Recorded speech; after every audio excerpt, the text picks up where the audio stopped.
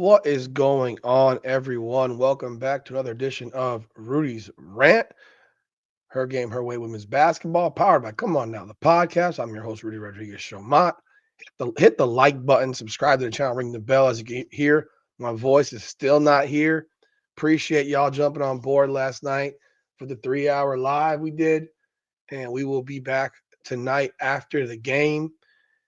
Hopefully, it's a win. Cross your fingers. Not expecting much. Nonetheless, let's talk about this video right here that we're going to, topic we're going to discuss in this video. And it's an article that was dropped by ESPN. It was actually dropped 8 days ago. And it somehow seemed to float under the radar and avoided the podcast world.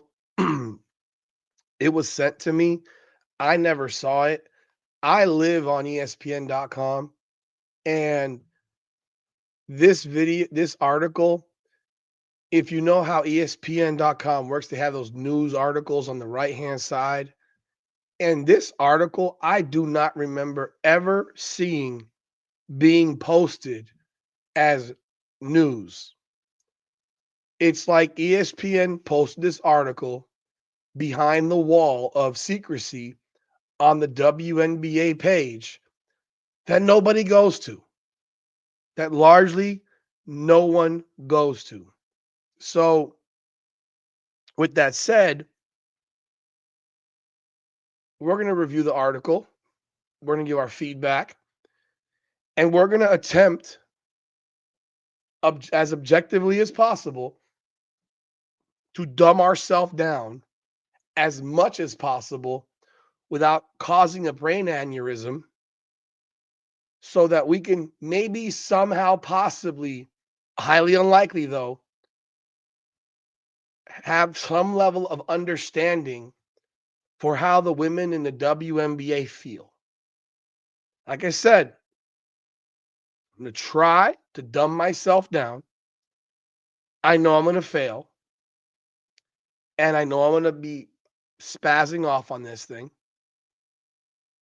I've glanced over it. Now I'm actually going to read it. And I'm going to read it with y'all. So let's bring this thing up. So here's the article written by Michael Volpel and Kevin Pelton on August 6th. WNBA CBA negotiations from rev sharing to potential lockout. We knew going into this WNBA season that the league's collective bargaining negotiations with the players will be one of the most important issues in 2025. With no deal in place ahead of the current collective bargaining agreement expiring on October 31, has become the single most important topic. During the WNBA All-Star Weekend in mid-July, the players put focus squarely on the CBA. Players described the meeting with Commissioner Kathy Engelbert, an ownership representative in Indianapolis, as being a missed opportunity to come closer on terms. Yeah, because they're delusional. Before the July 19 All-Star Game, players wore "Pay Us What You Owe Us" t-shirts during warm-ups. Fans chanted in support of the players after the game, but the move got some criticism too. No, it got a lot of criticism. Not some, a lot. Even how this article is already written, it's written in a slanted way in favor of the WNBA players. So that's what I see off the rip. Because that they did not, they got praised by their 46,000 fans, but the fans that have been just come around in the last couple of years, we largely look at you as crazy. Even retired WNBA legend Candace Parker said during her Post Moves podcast with Indiana Fever's Aaliyah Boston that it wasn't a great look for the players to wear those shirts and then give that little to no effort during the game. Accurate. Boston countered by saying with so many games on the schedule and short recovery times, the players didn't need to play hard in an exhibition because they're giving so much in the games that matter. Aaliyah Boston said that, and she looked like a complete and utter buffoon. There's no other words for it. She looked like a buffoon, embarrassing herself. She doesn't realize how stupid she looks because she's stupid. She's so stupid, she doesn't get how stupid she looks and how stupid she sounds. Meanwhile, Engelbert has stayed on message with mostly positive platitudes, guiding a management ownership response or lack thereof that isn't focused on public perception. What the players don't get is that Kathy Engelbert does not work for them. She is an employee of the owners of the WNBA. And they think that she is their friend. They didn't it's insane to think that these women all graduated from college largely. I presume most of them did. I doubt any of them have a business degree. If you had a business degree, or if there are any, it's very few. But this culture of I deserve, I deserve, I deserve. No, you don't. Will the sides move closer over the next few months? ESPN looks at what we've learned to this point about the CBA negotiations and what could come from them. What are the players' biggest priorities? There are several, but the most important is revenue sharing, how it's determined, and whether the percentage will be allowed to grow during the course of the CBA and not be a fixed number for the duration of the deal. Okay, that's a major sticking point. I would agree. The players are still adamant that we get a percentage of revenue that grows with the business, which perhaps includes team revenue, and that's just a part of the conversation. WNBA Players Association President Nick Agumake told ESPN. Fans are used to salary caps for NBA and NFL teams being set based on a percentage of what the CBA describes as basketball-related income, or BRI. By contrast, the WNBA's current CBA defined the cap for each season ahead of time with modest 3% annual raises. A mechanism in the CBA that would increase the cap based on revenue was effectively invalidated by the timing of the deal. Because the current CBA began in 2020 prior to the COVID-19 pandemic, revenue targets were set based on the previous campaign of 2019 and made cumulative over the life of the deal. The league made no money off ticket sales during the abbreviated 2020 season, played on the IMG Academy campus in Bradenton, Florida, and attendance was also limited in 2021 by local restrictions. That made it unrealistic for the targets to be met, despite the league's increased attendance over the past 2 seasons.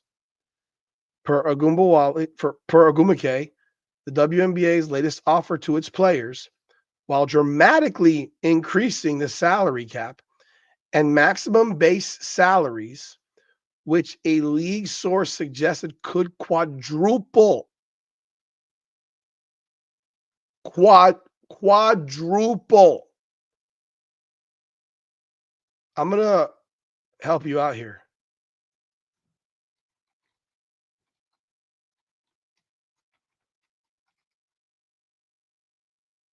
Quadruple. That means what?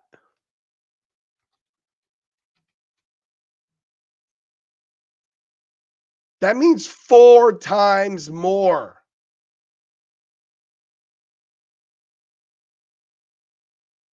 For those of you who are not experts in math, 4 times. Even the slows understand that $1 is a lot more than a quarter. $100 is a lot more than $25. $1,000 is a lot more than $250. 10,000 is a lot more than 2,500. 100,000 is a lot more than 25,000. And $1 million is a lot more than 250 grand. Quadruple.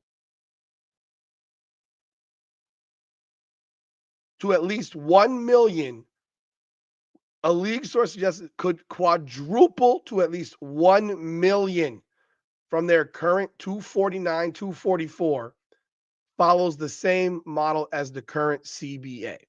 All right, so we're going to stop here for a second and look at this. You had 2 dead seasons for which your league clearly made no money. You had 2 seasons where your league made no money because no one went. You had it in a bubble and you had limited attendance. Can you imagine calling something for the WNBA limited attendance when nobody went to games before that? Think about that for a second. 2018.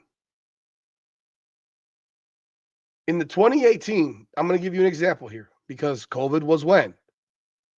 2020. And the restrictions were on 2021 as well. In the 2018 WNBA season, the average attendance per game was 6,721 people. That represented a decrease of 13% compared to the previous year. Let me repeat. 2018 saw a 13% decrease in attendance. Okay?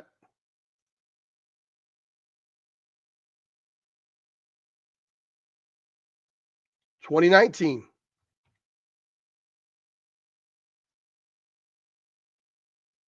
The average attendance in 2019 was 6,535.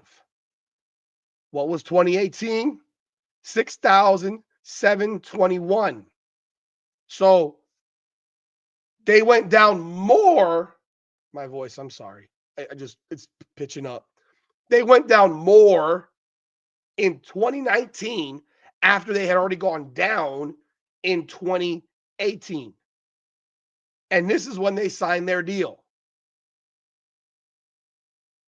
In what world did they believe that the interest in the league was growing? In fact, it was doing the opposite.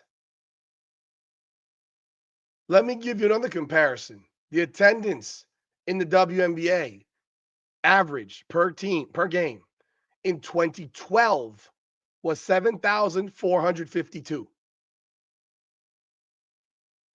That's almost 1,000 people more than they had in 2019. This league has been going in the wrong direction for a while. In 2022.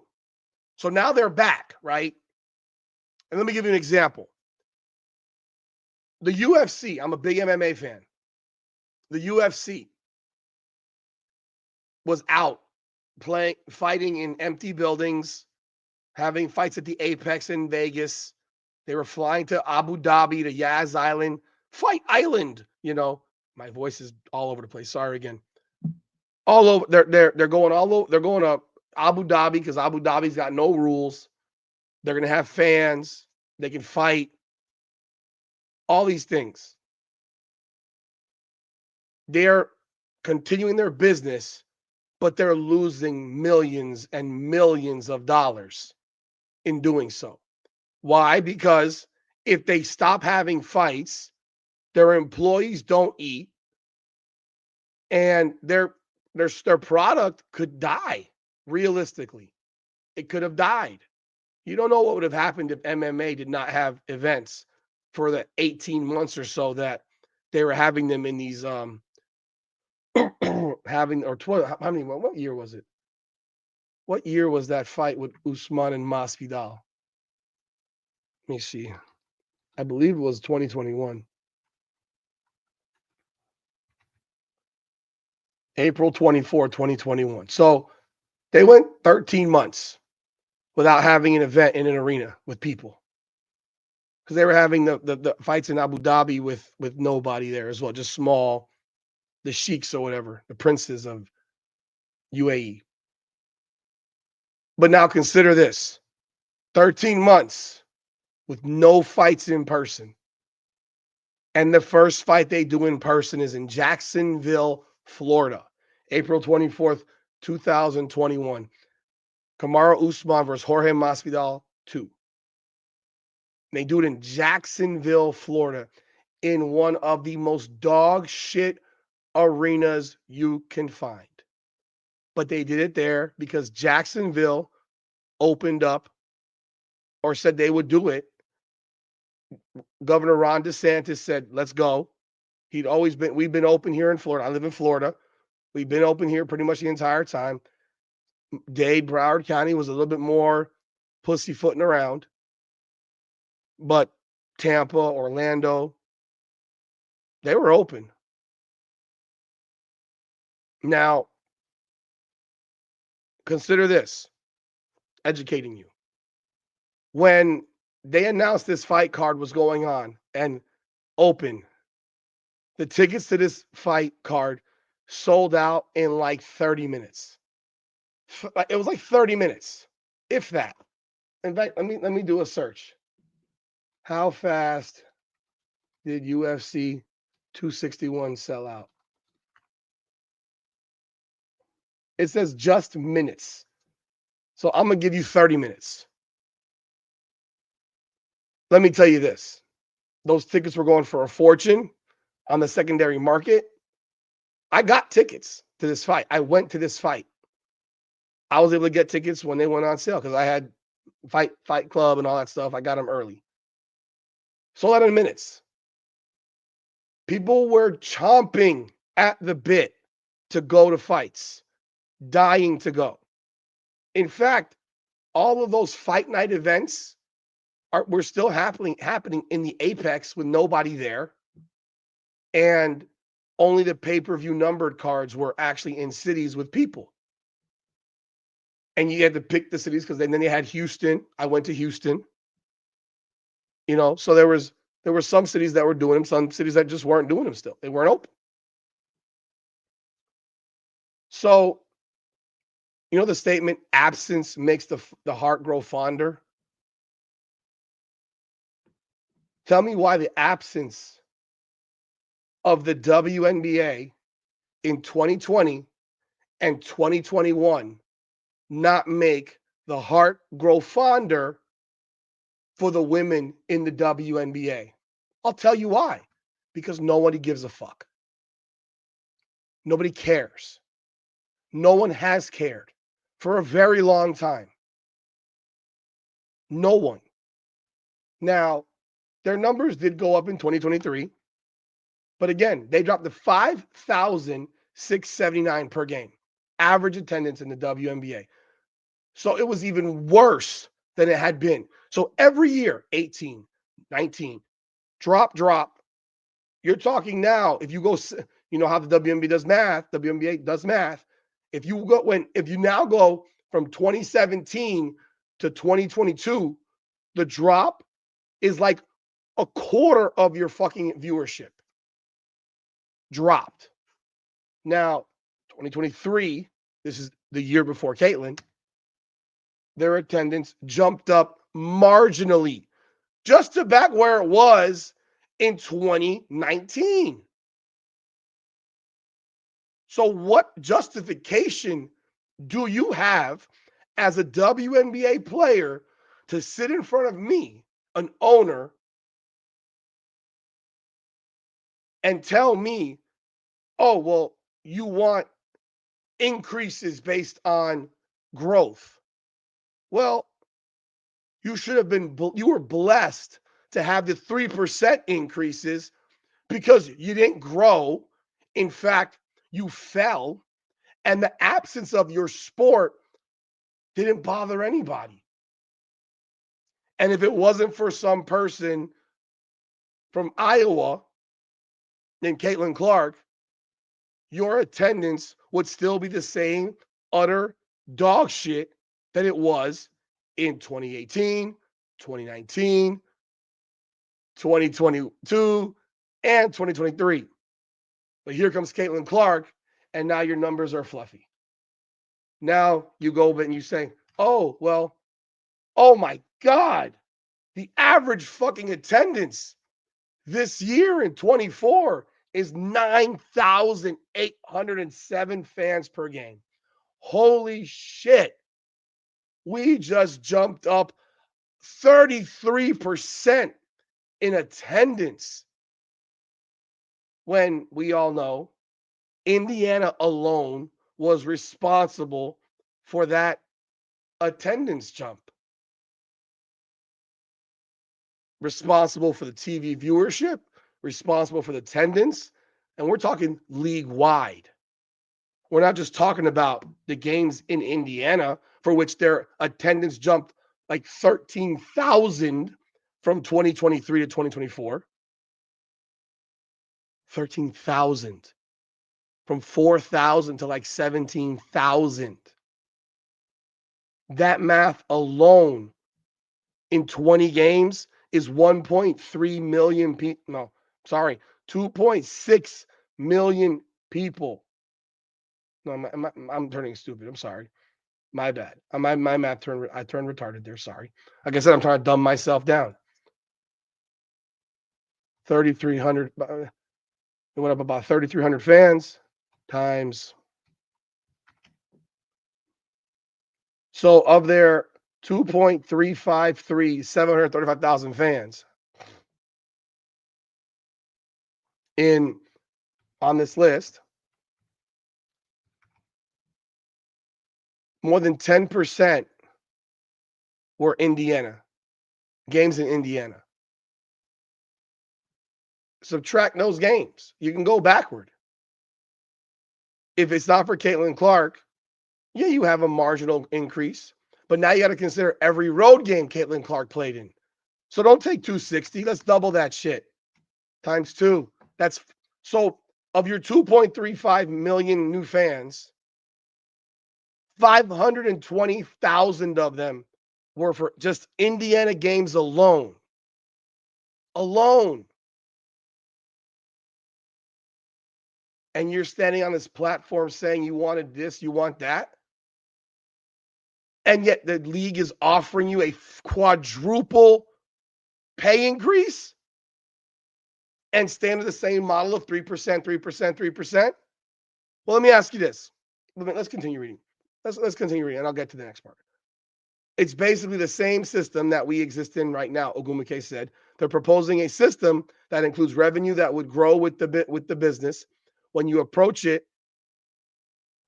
from the perspective of their response to our proposal, yes, money is more, but ultimately, if you look at the growth of the business, the money relative to the percentage of everything is virtually staying the same.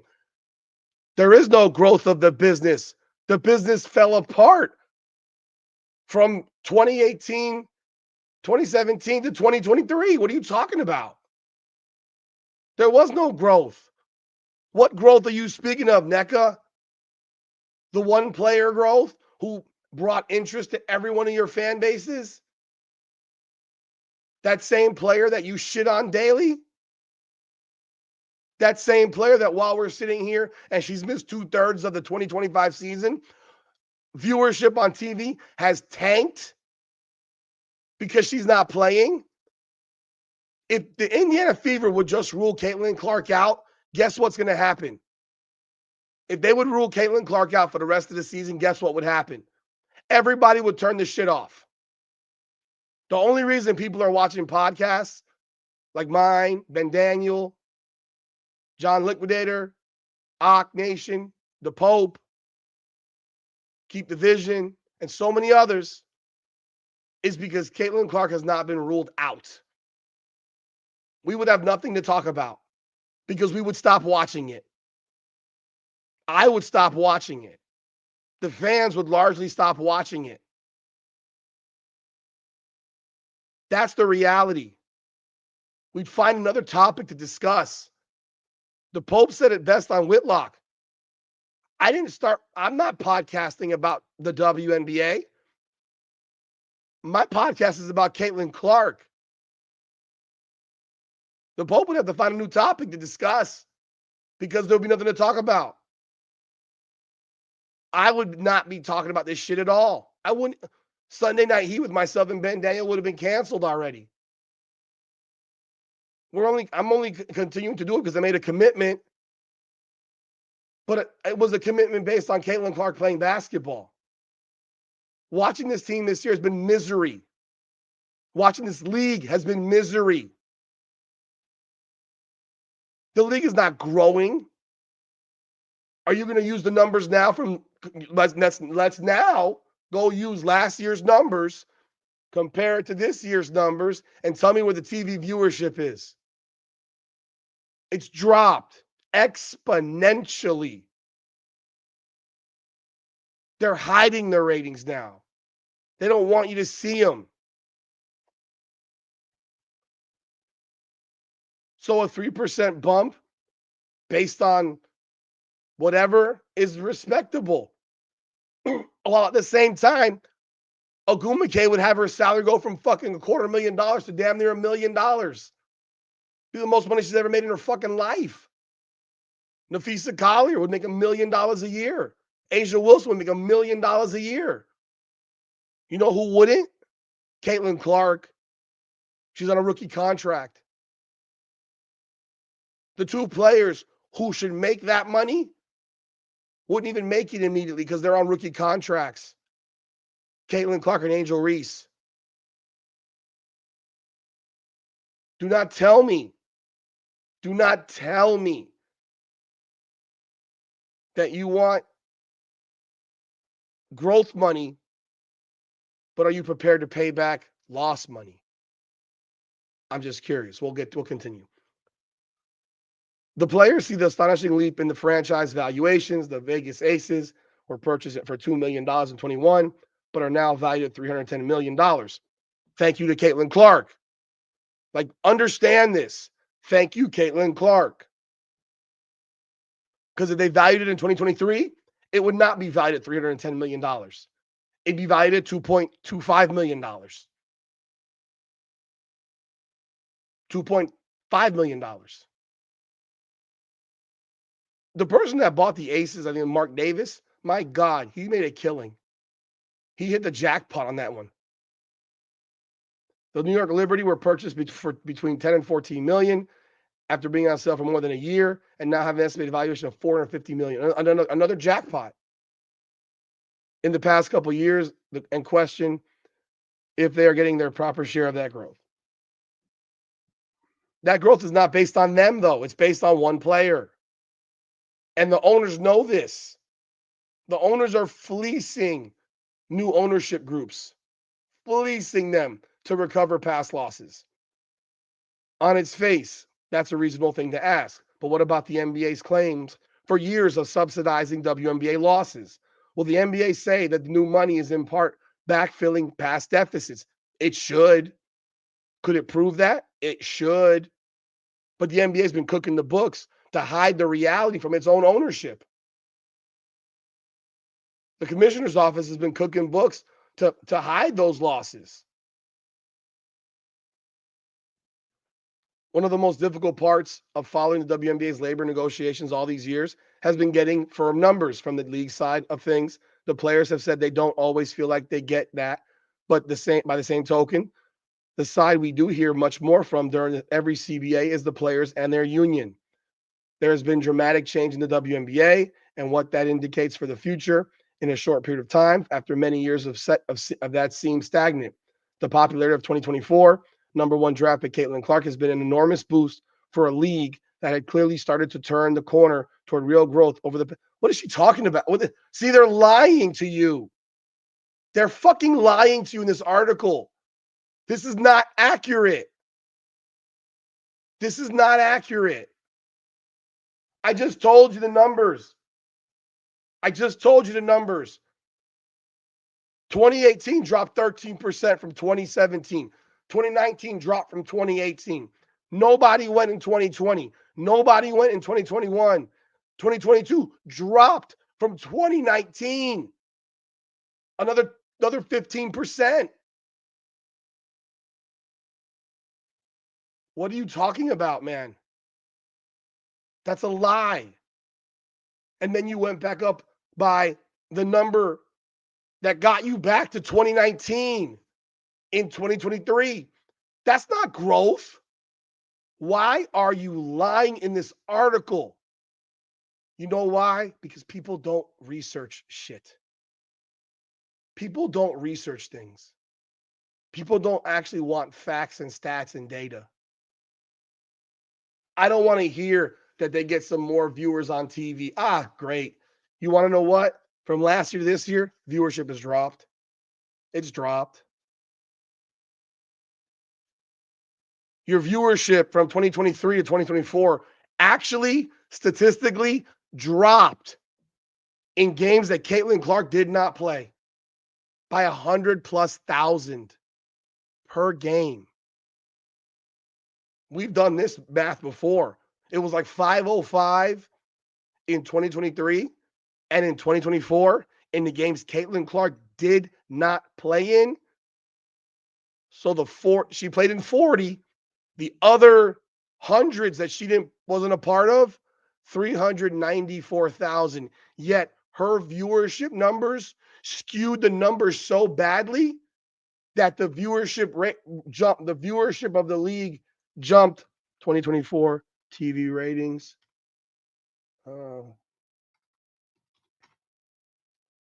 Jumped.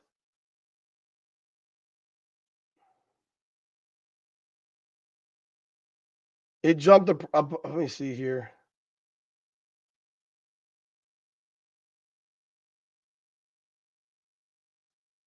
I'm trying to get the specifics, but it jumped about 25%, 20%.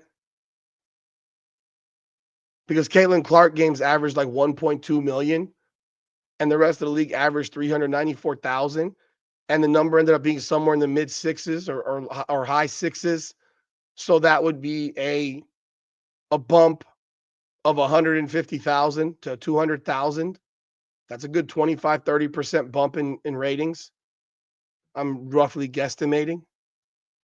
But when she didn't play, it was 105, 110,000 lower than it was in 2023. So you're using numbers of one player to skew the entire thing. You're using the outlier to be the norm. It's not how shit works. And you're finding it out right now as they hide the ratings from you. They don't want fans to see the ratings. They don't want to be showing that they don't want people to know that the damn ratings suck. So they didn't clearly start to turn the corner toward real growth over the past 5 years. That is a lie. The lie detector test determined that was a lie. If that growth continues as expected, see, why are you expecting it? It is understandable that players are concerned about how their part of the pie grows too. We're seeing expansion and players are just saying, hey, let us have our fair share of that. No, you don't get a fair share of expansion fees. You don't own the teams. That's not money that goes to you. That goes to the ownership. I don't have to share that with you. Sometimes that means proposing something new that makes sense for the time. Not really new to us, not to other leagues. Other leagues make money. Understand this. In 1970, the NBA was a money loser. I'm going to just check this real quick. I have no idea. And what changed the NBA? It was TV deals. It was TV deals.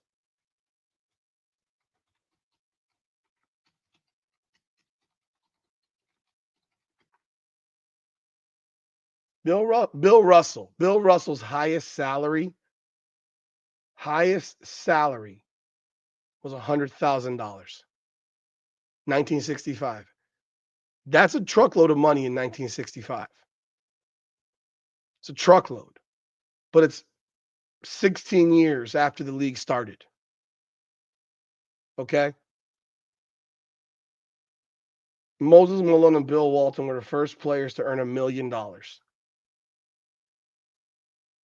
You want to know when that was?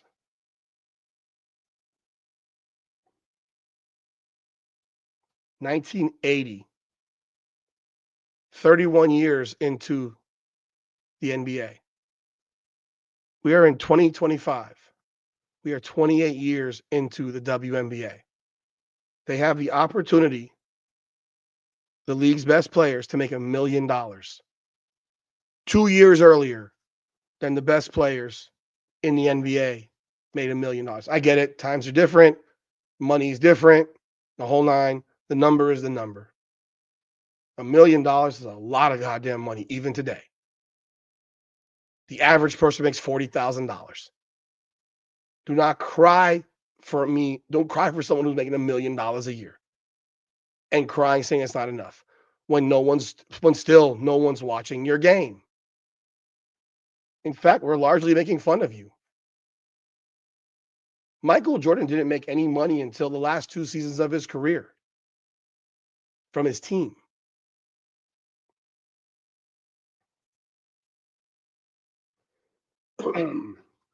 How realistic is a lockout?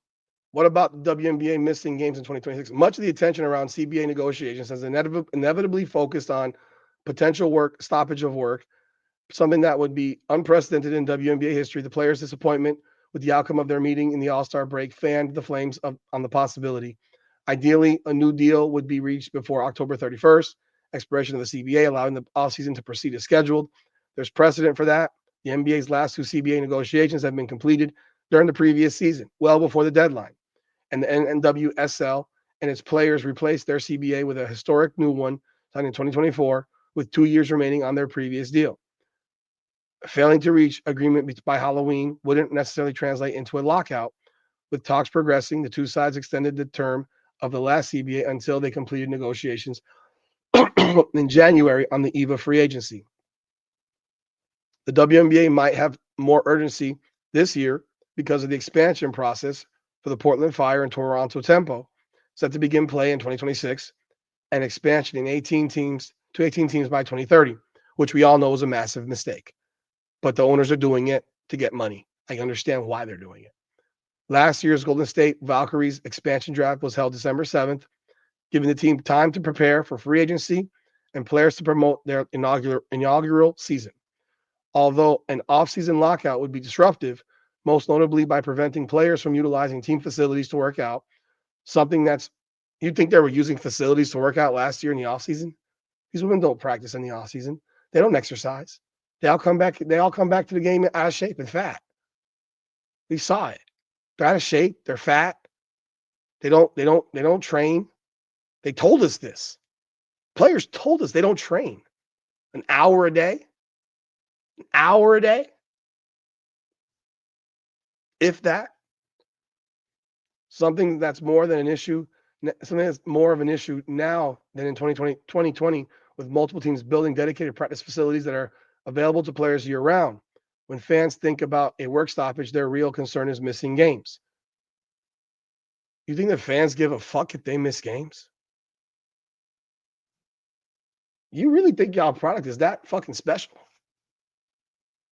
They really think this product is that special that we give a fuck if they miss games? Who cares? That's not in anyone's best interest. Specifically, owners have more at stake now with franchise valuations that have escalated, most explicitly in 2003, when negotiations on the WNBA's second CBA took until April to complete. Players have always had to deal with the possibility that owners could withdraw their support for the league, i.e., the league could have ended. With fierce competition for expansion teams, the WNBA is no longer at risk of going anywhere. I think that's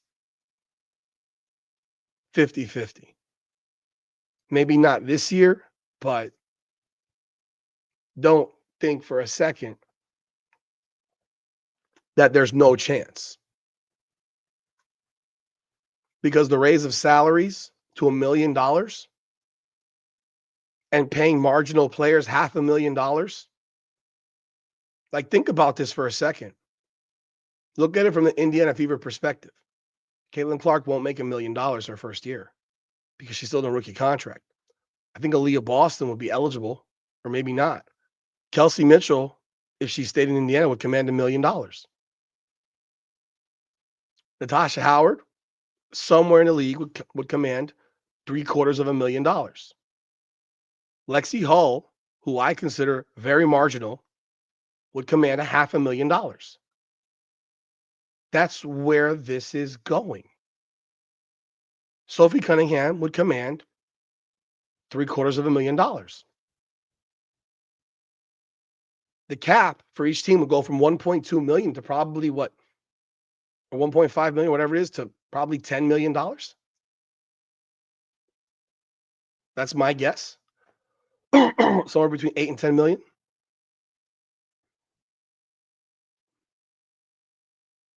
Okay. The increased player resolve to make a deal on their terms, however long that means. The headline is lockout, and ultimately the goal for everyone is to get a good deal done. Ogumake said. Hopefully it gets done in a time that makes sense. I don't think anyone wants to see a lockout. That's not something that we're advocating for. We just want to make sure that this is a deal that's done the right way and using whatever time it takes for us to be able to have both sides agree on something. How big of an issue is prioritization this time? This was a must have for owners in their last CBA negotiations. So it will be important again. They want the players to prioritize playing in the WNBA above overseas leagues. So this is where it gets good. This was a must have for our owners in the last CBA negotiations. So it will be important again. They want the players to prioritize playing in the WNBA above overseas leagues and newer ventures like Unrivaled, the US-based 3-on-3 league that played its first season in February and March. You know what I find funny about that is that Kathy Engelbert, brain dead, literally spoke in support of these idiots. That alone should have gotten Kathy Engelbert fired. She's a fucking moron. But this is normal. If you're paying players premium dollars to play basketball, even if it's in front of nobody, and even if this league continues to lose money, at the very least, I don't want to have 7 players have torn ACLs coming into the season because they played somewhere else. Now, I just threw that number out. I'm not sure what the exact numbers. I know Nika Mule tore her ACL her first game overseas. I know Kelsey Mitchell busted her finger overseas and didn't have any treatment for it, and it affected her to start the season. I know that Batanji Laney Hamilton's out for the season with some massive injury. Marina Mabry got hurt in Unrivaled. Alyssa Thomas missed time in Unrivaled. Players missed time in Unrivaled. Angel Reese got hurt in Unrivaled. Players got hurt in Unrivaled. If I'm a WNBA owner, I don't want my player that I'm paying $1 million to playing in some fucking third-rate bullshit league. It's just what it is. So now they're basically at this point where the league is saying, yo, you want to get paid? You can't play in this other shit. This is WNBA now telling the women who don't have business degrees because they live in the land of delusion. You want this money? Well, you sacrifice X to have this. NBA players don't get summer jobs. Think about this for a second. The WNBA as a league goes on 4 or 5 months. You make $1 million in 4 or 5 months, you're not happy? You make $750,000 in 4 or 5 months, you're not happy? Why would you want to go play in Turkey or China or Russia or France or whatever freaking country? Why would you want to play an Unrivaled? Why would you want to put yourself through that? Then to only come back in the preseason and be exhausted because you haven't had a chance to rest. So now you're sitting here dead ass tired. The product looks like dog shit early on, primarily. It looks terrible because players are fatigued. And you're sitting here and guess what? You're not doing the workouts in your facility. You're somewhere else. This is going to be a major sticking point. This sticking point right here, I do believe will lead to a lockout. All right. The Minnesota Lynx, Nafisa Collier, and New York Liberty's Brenna Stewart co-founded Unrivaled and are also on the WNBPA Executives Committee. Both insist this doesn't constitute a conflict of interest. It always has been a conflict of interest. They think you're stupid. They think people are stupid. They think the billionaires are dumb. They think the billionaires are the dumb ones. With them also participating in CBA negotiations, but it's difficult to see how they could be entirely avoided. There's absolutely a conflict of interest. Because if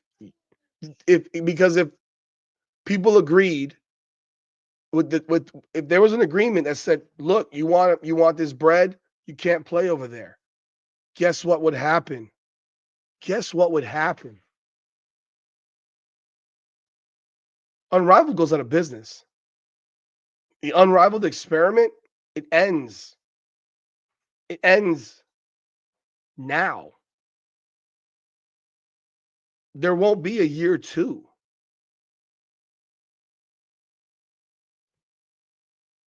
Feel me? For instance, Collier wore an Unrivaled shirt during the televised WNBA All-Star Game roster draft, which to me was despicable. To me, that was despicable. The WNBA should have took her off the screen. You're promoting your league during our All-Star game? Are you high? But the WNBA is weak in mentality, for which she was a captain of the move. Collier told ESPN, I thought it was a great opportunity to represent something I was passionate about. Well, you can make a decision now, Nafisa. You want to play it Unrivaled? You want to play for $1 million a year? Your pick. Your choice. Seattle Storm player Gabby Williams was outspoken during All-Star weekend that she thinks WNBA wants to see the end of Unrivaled and another U.S.-based league, Athletes Unlimited. That one was trash. I saw that shit too. That was straight garbage. Even if they aren't direct competitors with the WNBA summertime schedule, but they still are. They're competitors. They don't understand the definition of competition. What if those leagues were to pick up steam? They could become the WNBA. And the players could walk away completely from the WNBA. So they're absolutely competition. It's very interesting how these women view this stuff. There's a reason the ABA and NBA eventually had a merger. There's a reason, like these things, the AFL, NFL eventually merged to be the NFL. These are competing leagues. There's a reason there's no other football league that can survive in this country. The USF, whatever the hell it's called now, how many failures of the XFL did we see? How many failures of the USFL did we see? And now they combine to form the UFL. Who the fuck's watching it? It's Little League football comparatively. I'd rather watch college football.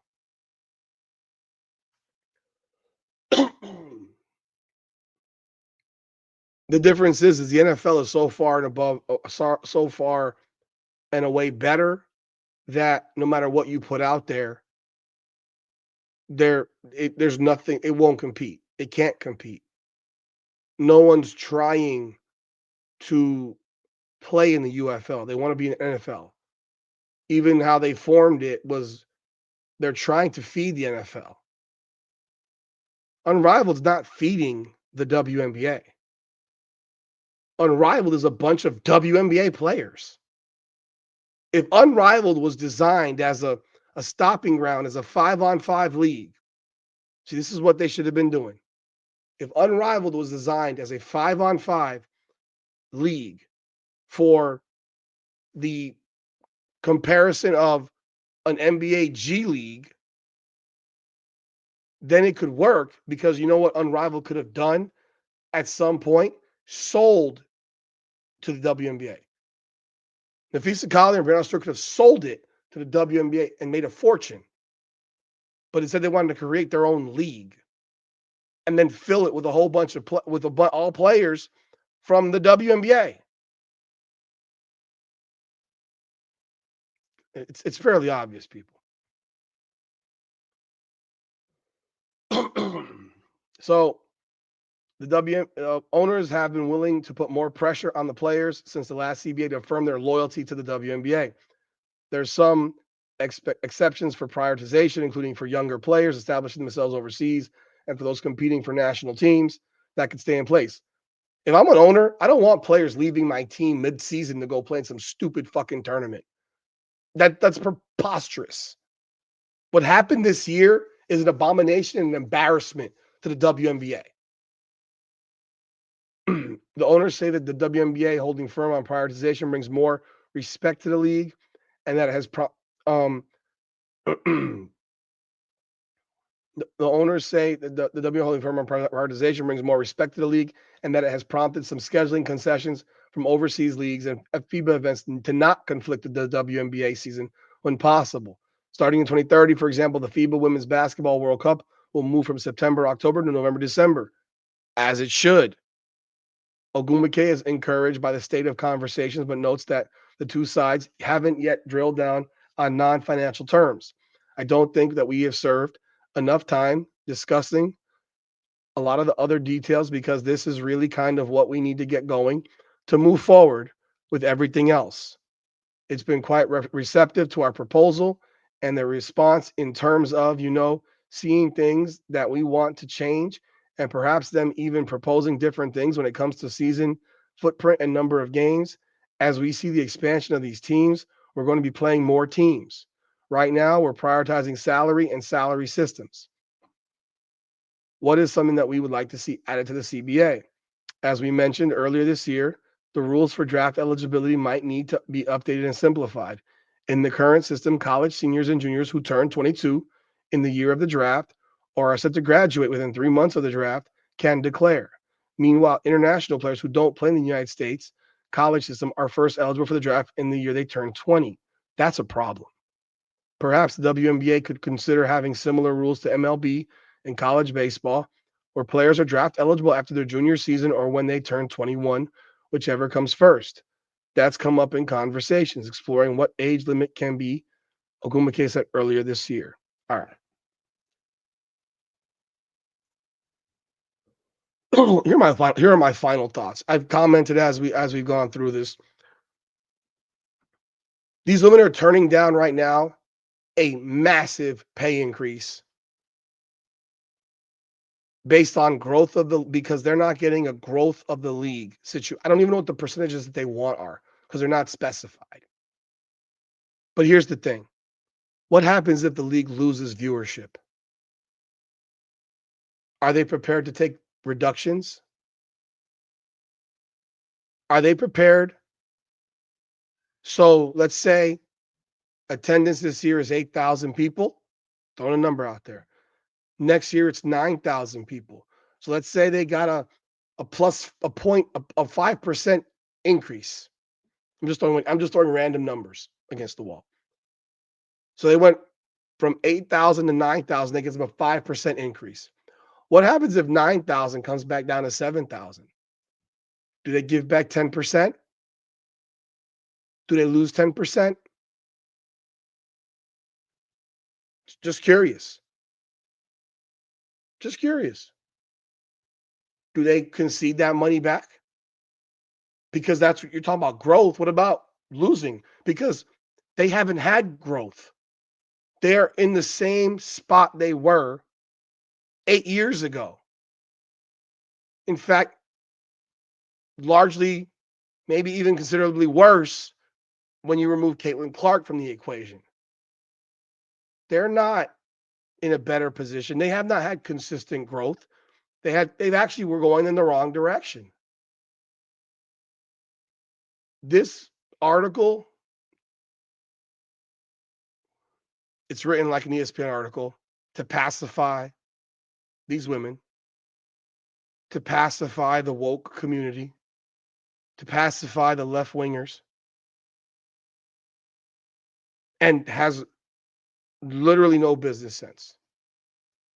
The only reason that these teams are willing to pay these women more money is largely because of the added television revenue and the fact that they have, I'm speculating on this second part, that they have sold franchise fees, sold new franchises to new owners and collected $1 billion in franchise fees.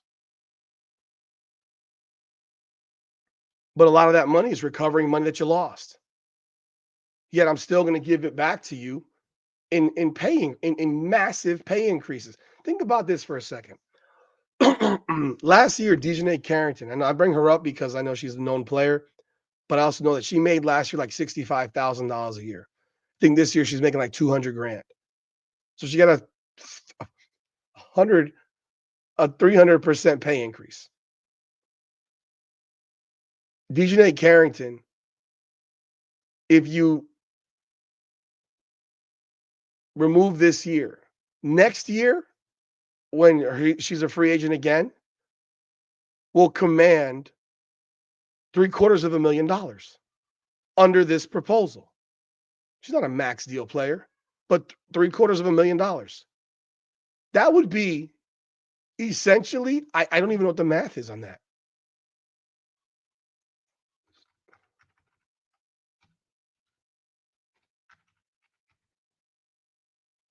An 1,100, almost 1,200% salary increase from 2024 to 2026. And you're going to sit here and tell me that they don't find that fair? They don't find that fair?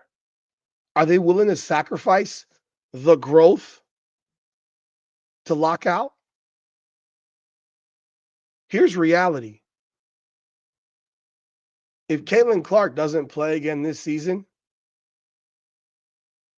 and the owners, they have the numbers.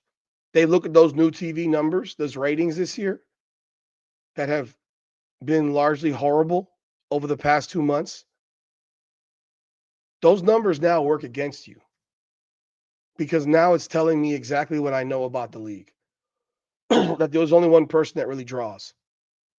There's only one person. Nobody else draws in this shit. Look at just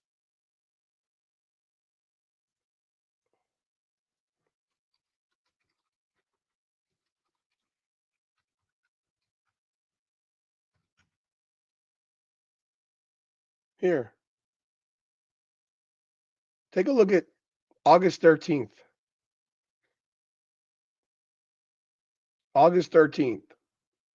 You had 4 WNBA games.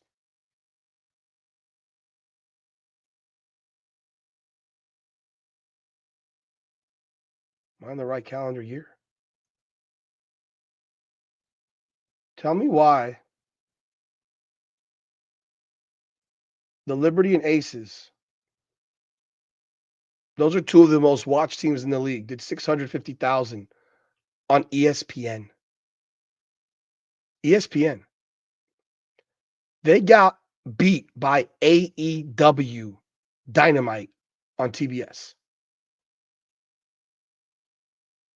They got beat by the Little League World Series on ESPN. 12-year-olds playing baseball beat Sabrina Ionescu, Jonquel Jones versus Asia Wilson. That's flabbergasting. And didn't just beat them, absolutely annihilated them. Same network, ESPN. Flat out annihilated them.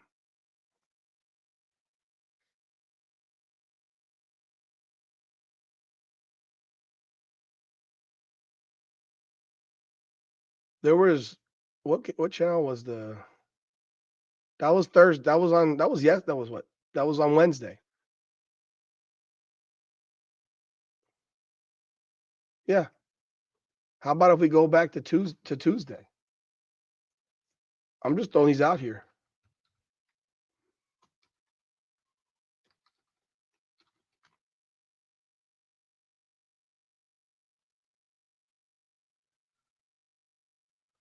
I'd love to know why I can't find. Oh, there we go.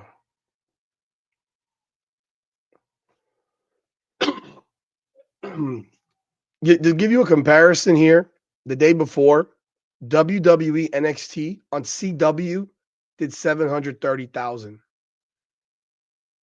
All right. The Wings and the Fever, that's without Caitlin Clark, did 1.28 million viewers. Keep in mind that the WNBA floated out there that she was a game time decision. But here's where it gets ugly. Remember, the WNBA, like I said, the WNBA and Indiana Fever floated out that Caitlin Clark was a game time decision when they knew she was out. They knew she was out, and they voted that she was a game time decision. That's a scam that the WNBA is pulling right now. The collusion of these people. This is the collusion going on in this league to keep people interested. Same time, the game after that, the Liberty and the Sparks did 210,000 viewers. The Wings Fever was on ESPN. Liberty Sparks was on NBA TV. 210,000 viewers. Do not tell me that people care about anyone not named Caitlin Clark. Caitlin Clark fans continue to watch the WNBA because they pray that she comes back. Because they're hoping that when she comes back, this team is in position to win when she returns. The reality is this. If they would tell the truth and rule her out for the rest of the year, which I think is an actual possibility, those fans would turn the game off because the large majority of Indiana Fever fans are not Indiana Fever fans. They're Caitlin Clark fans who are cheering for the Indiana Fever because of Caitlin Clark. The large majority of the people watching the WNBA now are watching because of Caitlin Clark.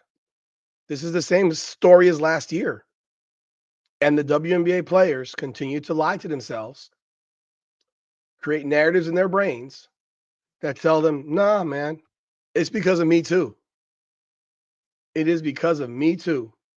We are here because of me too. The Liberty and Aces got outdrawn by the fucking Little League World Series by almost double. 12-year-old boys playing baseball outdrew grown women professional basketball players playing basketball.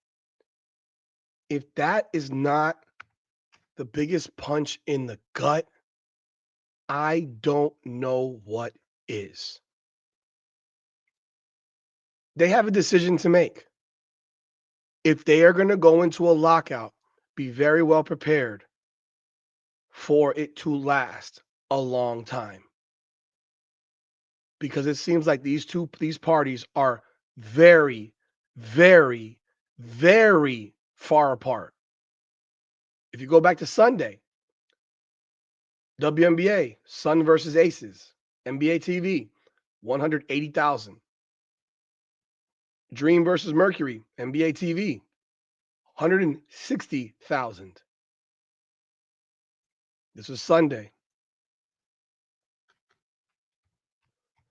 You go back to Saturday, Sky versus Fever. This is the lowest rated Chicago, Indiana game, I believe, that they've had. 1.31 million on CBS. Major League Baseball regional coverage drew 1.83 million on Fox.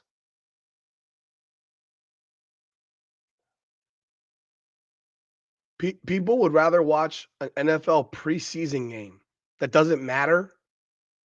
The Texans versus the Vikings, 2.15 million. The Giants versus the Bills, 1.81 million. Bro, 1.31 million. This shit's falling off a cliff without Caitlin Clark on the court. Indiana's ratings have dropped without Caitlin Clark on the court. I'm just going back day by day. On 8/8, there are no WNBA games listed here. None. But I know they had some games that day. I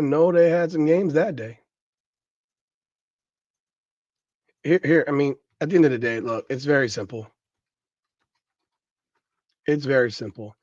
A decision has to be made. Remember, remember, remember. They need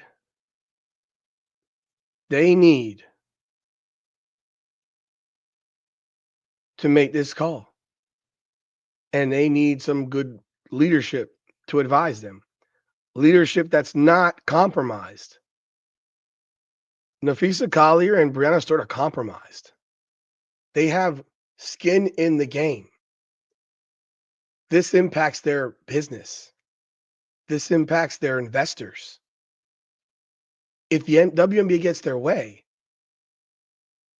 Nafisa Collier and Brianna Stewart go broke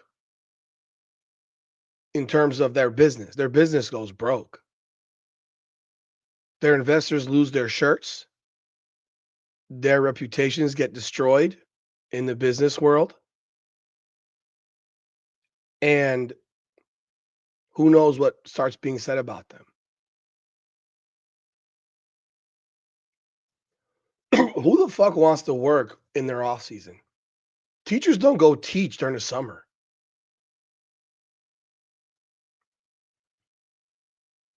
I'm just running back the whole week, and I can't find any more WNBA games. It's like the WNBA games disappeared for a stretch. It's like they disappeared. It's kind of funny. I don't know what they've done, like what happened and why they came back or what, but maybe because football's back. Let me see if we got any WNBA here. I mean, I'm looking at the same shit. There's no WNBA games listed here. Why is that? Either way, man, yo, you heard what I had to say. These women were offered a quadruple increase in salary. Quadruple increase in salary. A 400% increase in their salary. And they have said no. Because they want more. And they want more based on a lie. On fucking base bullshit numbers that are not real. The numbers that they claim are not real. This league has not grown over the last 8 years. It has not. It is the same shit it was 8 years ago. Sans one person named Caitlin motherfucking Clark. That's all I got. I hope you enjoyed this video. Like the video, subscribe to the channel, and ring the bell. This is Rudy's Rant, Her Game, Her Way Women's Basketball, where we bring facts over feelings. That's all I got. Come on now.